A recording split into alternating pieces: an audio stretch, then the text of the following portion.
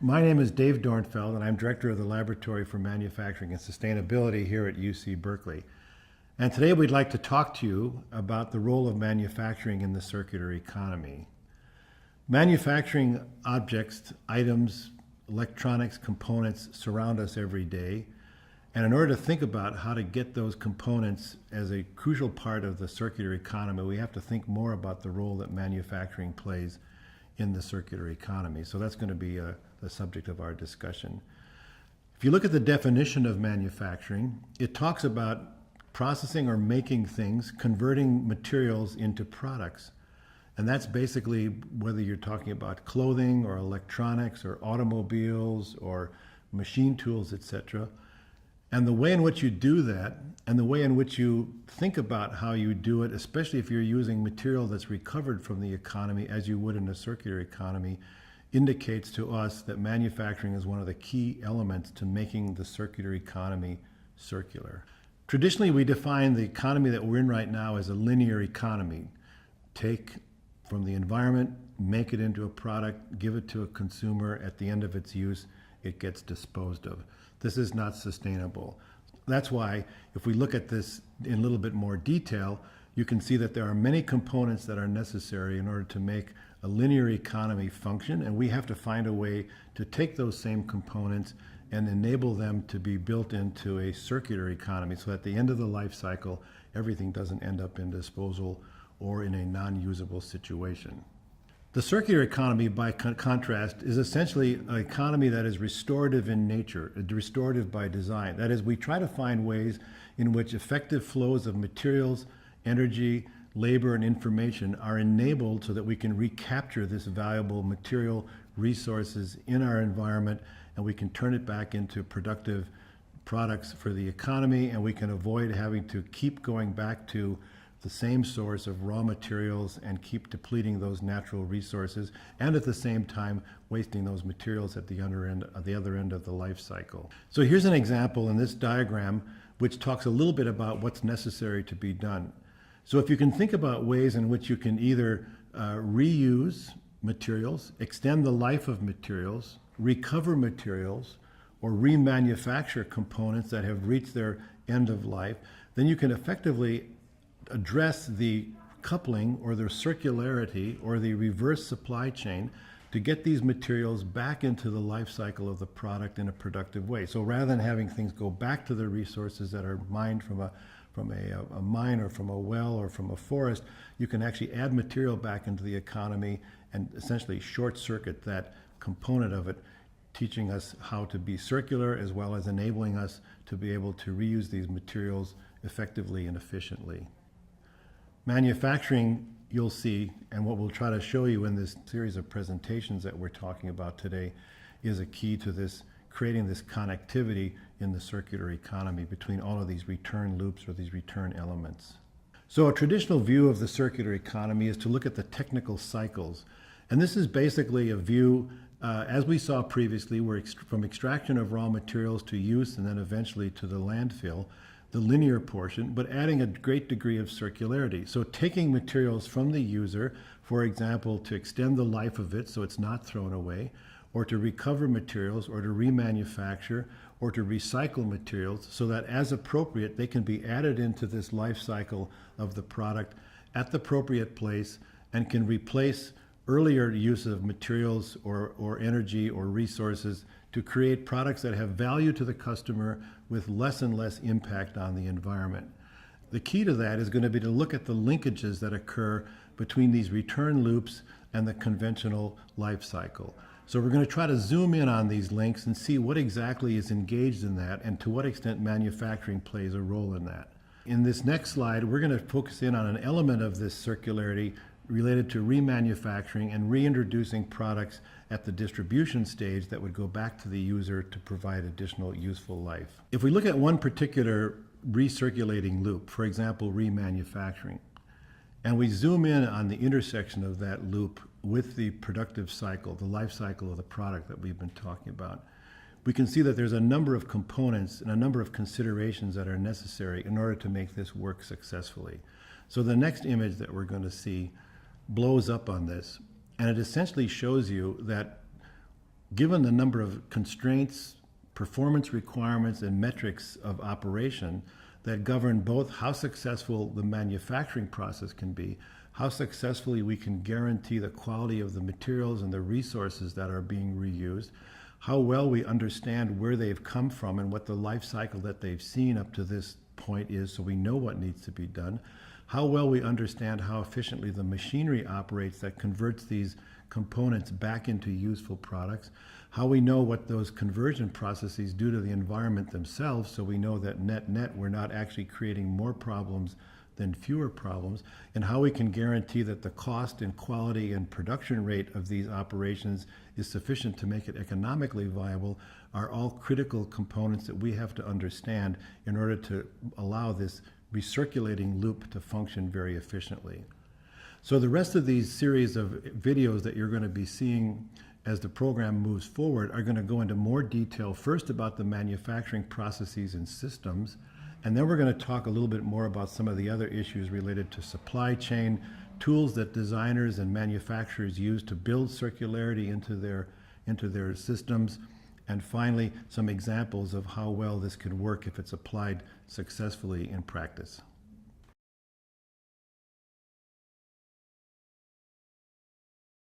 Hi, I'm Stephanie Robinson. I'm the Associate Director of the Laboratory for Manufacturing and Sustainability. And today we're going to take a deeper look into manufacturing and the different levels of manufacturing. So when we're trying to understand how to move our manufacturing systems to becoming more circular, what we really want to do is take a holistic view and really look at all the different systems and the different levels of manufacturing to understand where our different impacts take place. So if we take a Google Earth view, sort of the bird's eye view, we'd see manufacturing as sort of this enterprise level.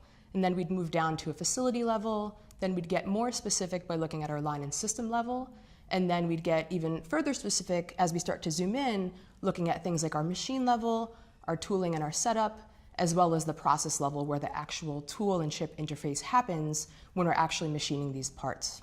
When we do this, we really want to understand the environmental, the economic, and the social impacts of our system. So when we talk about a holistic view, we want to try to consider those three pieces.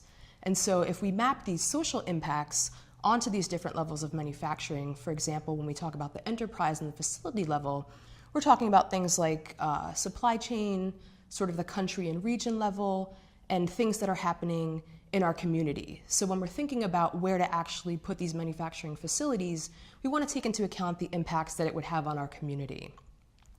As we get more specific and think about the machine, the tooling, and the setup, we start to talk about our suppliers, so looking at who's actually servicing our machine tools and the roles and the interactions that we have with those folks. Now we get to the more specific level of looking at the tooling and the setup and the actual machining processes that we're making these products with. We want to look at things like our employees as well as technicians. So when we're looking at them, we want to think about things such as what are the fair wages? Are they being paid fair wages? Do they have clean and healthy working conditions?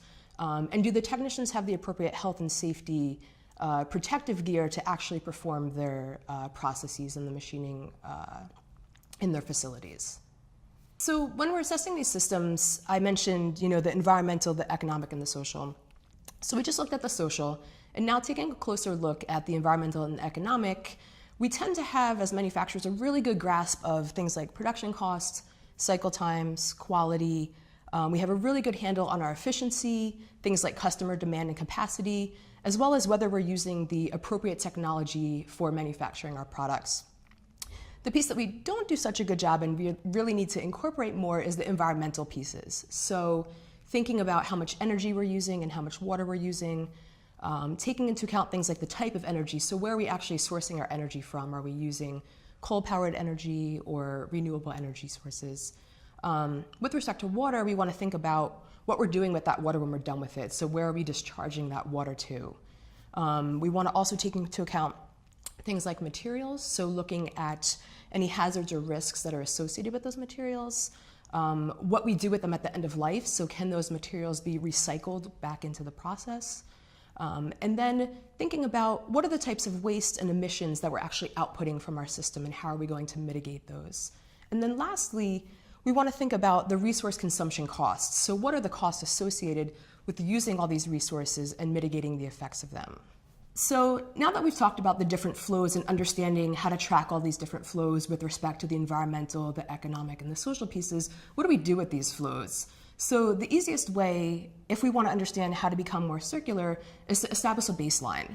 So what we want to do is figure out where our current system or process is performing, and then basically project a goal to try to understand where it is that we want to move.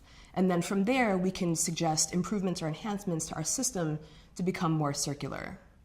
So now that we have a good grasp of where our system's currently performing and where we want to go, we need to figure out a strategy, so-called planning the journey. So how are we going to get where it is that we desire to be in terms of circularity and creating savings and value in our manufacturing? And so what we can do is basically map out all of those different levels, so looking from the facility level all the way down to the process level, to figure out and understand where's the biggest bang for our buck, so to speak, or where are there the biggest opportunities for improvement or investment to make us more circular and to basically create more savings and value in our manufacturing.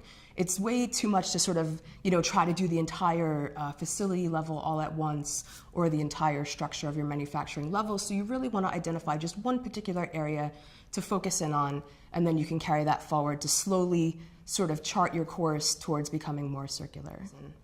So now that we have a good understanding of how we can sort of process and figure out different ways to become more circular, next up is going to be Rachel Simon, who's going to talk about some of the methods and tools that we can use to assess our manufacturing systems. I'm Rachel Simon. I'm a research scientist at the Laboratory for Manufacturing and Sustainability at UC Berkeley.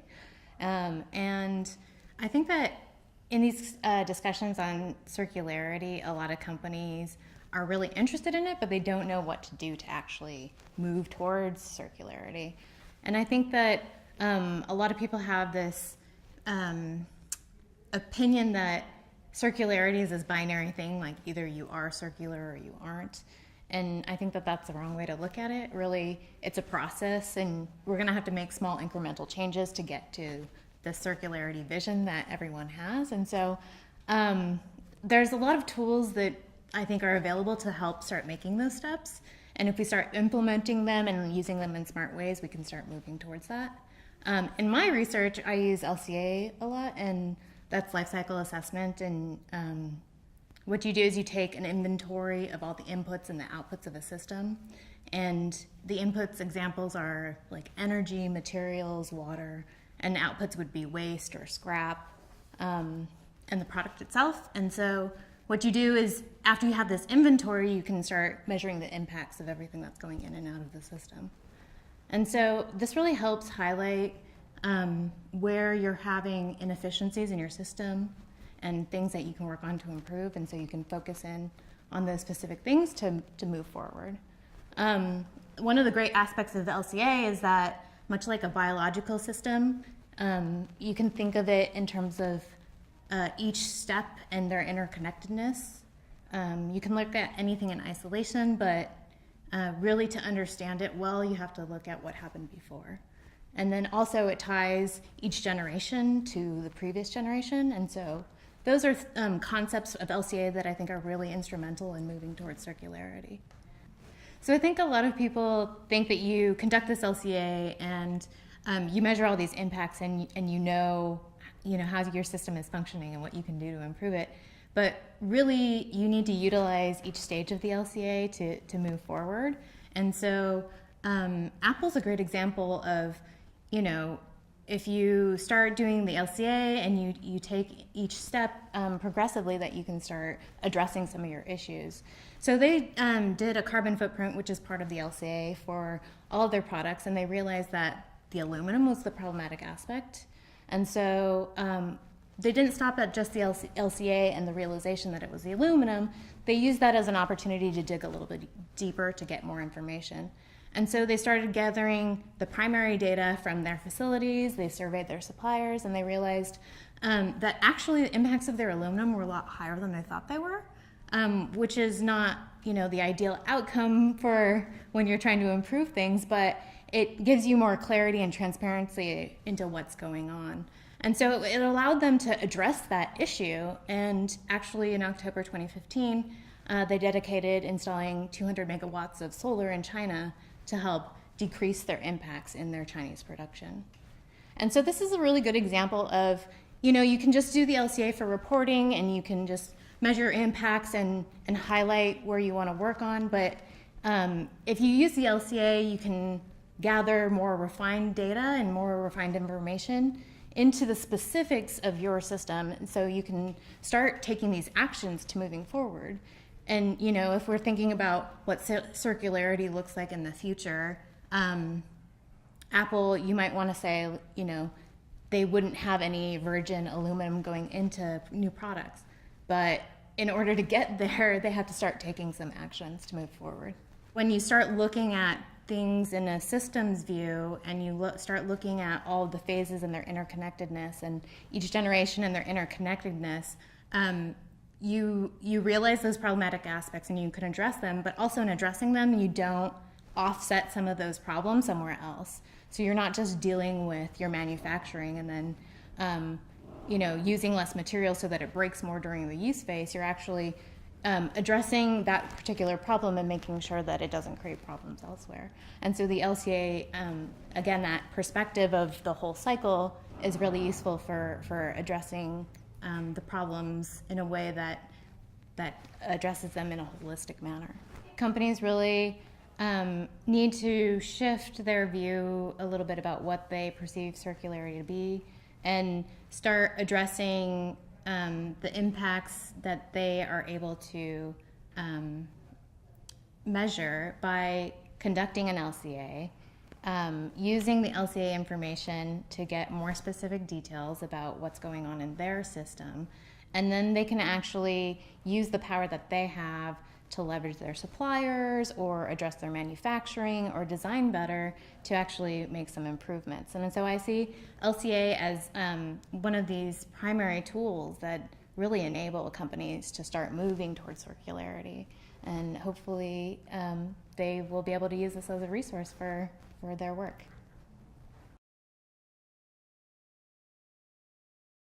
I'm Jennifer Mangold. I'm a postdoctoral researcher in the Lab for Manufacturing and Sustainability. And today I'm going to talk to you about how materials and design are really important to creating a circular economy.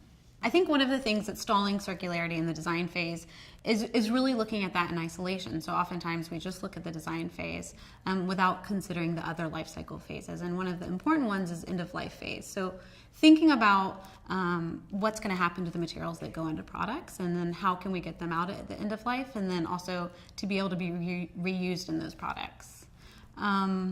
Dell's a great example of this. So recently they had an initiative on closing the loops on their plastics. And so if they had just looked at the design phase, there wasn't available plastic that had recycled content to be able to use in their products. And so they had to work with their suppliers, work with end-of-life management support to really identify a material stream that they could use that had recycled content in it to really close that loop. So as I mentioned before about the isolation of the design phase, we really need to consider other impacts and other phases of the product life cycle. And one of the things that makes this challenging is the complexity of materials and the variety of materials that are in products. And so while it's challenging, it's really important to be able to close the loop and really drive circularity in manufacturing and in product design. And one of the things, as I mentioned about the end-of-life phase, is really how do we evaluate that? How do we start looking at the efficiency and effectiveness of recycling these materials? And typically we use mass-based metrics, but that's not a great way to do it. So that's just basically looking at how the quantity of materials that are recovered, but what about the quality? What about the value of those materials? And really start looking at those types of metrics, because we need to know the efficiency of the recycling process and the state of it before we can start driving improvement in that area. And I think one of the other areas of this is really thinking about the materials perspective as a nested approach. So thinking about the chemicals that go into materials, the materials that go into products, in the products that are in the entire system. So if I was just looking at materials, then I'm not going to be considering some of the chemicals that go into that. I think another issue is thinking about materials and looking at the chemicals that go into those materials. As I mentioned with closing the loop on plastics, one of the challenges is the additives that are in the plastic, such as flame retardants, the dyes that go into the plastic. And so while there's benefit in the design phase if you're doing it for functionality or quality of the product, when you're trying to recover those at the end of life, they really affect the quality of the material. All of those additives degrade the value of the recycled content plastic. And another aspect is that there's hazards associated with those additives. So you get legacy chemicals and you have these hazards that are that stay in those material streams. And so we have, hazards associated with those plastics for years and years. And so really wanting to focus on designing out waste and designing out chemicals and toxics so that we can have cleaner material streams, so that we can actually better close the loop. And one of the things that's really going to be important to drive that is having alternative materials that are available to designers. Some of the key things are not looking at design in isolation, so considering the systems level approach, so thinking about the end of life phase, and not only at the material level, thinking about the chemicals that go into the materials, and really those two key areas need to be addressed to drive circularity when looking at materials and design.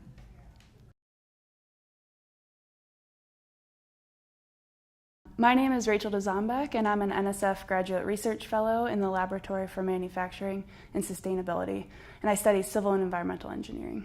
Companies often don't know really where to begin with transitioning to the circular economy. It's an opaque concept. How do I actually make this happen?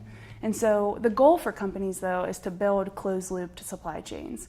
And the way to do that really is to start out looking at if they're in the business of selling products, looking at what the product's end of life is.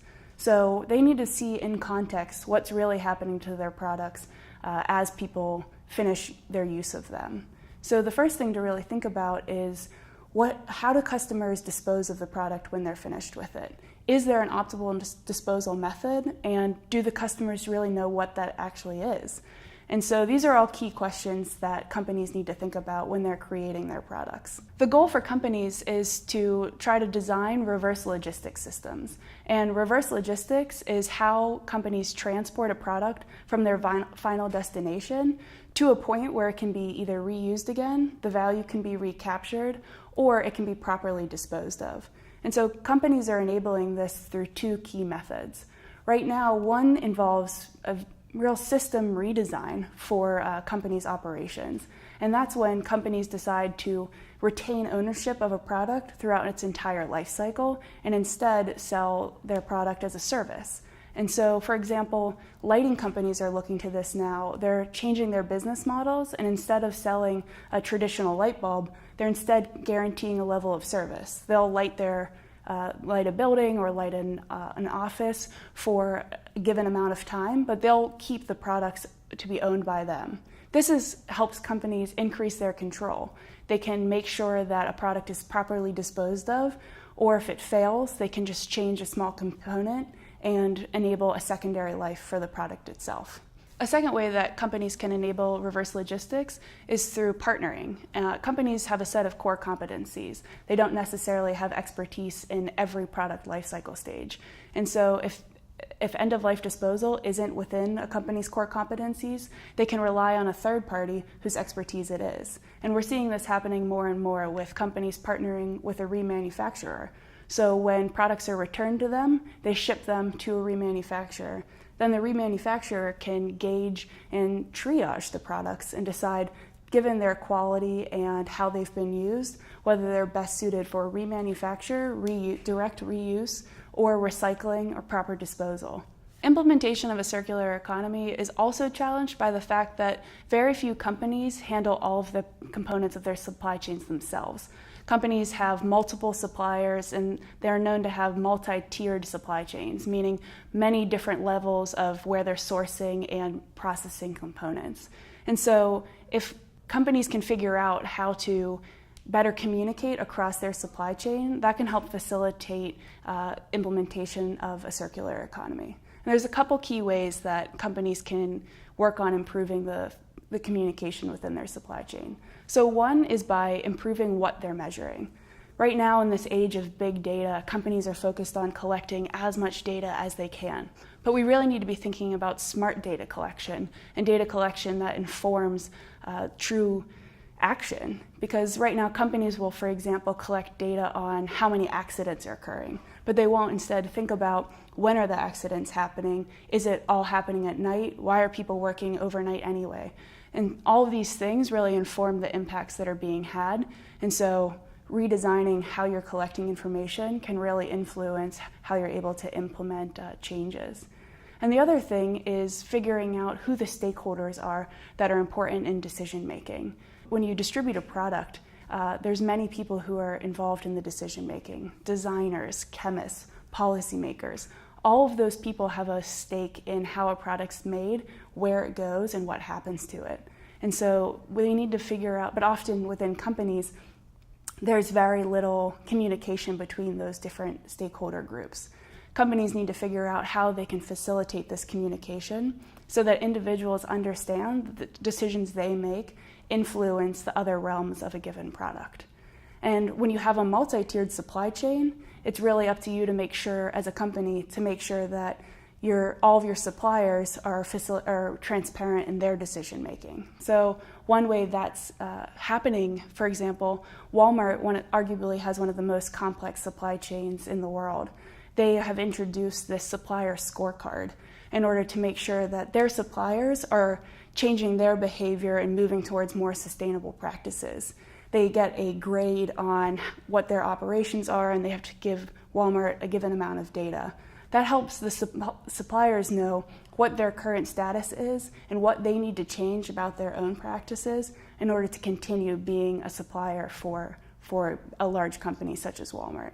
All of these things are really important, and it's just a matter of making sure that companies spend time figuring out how to create transparency.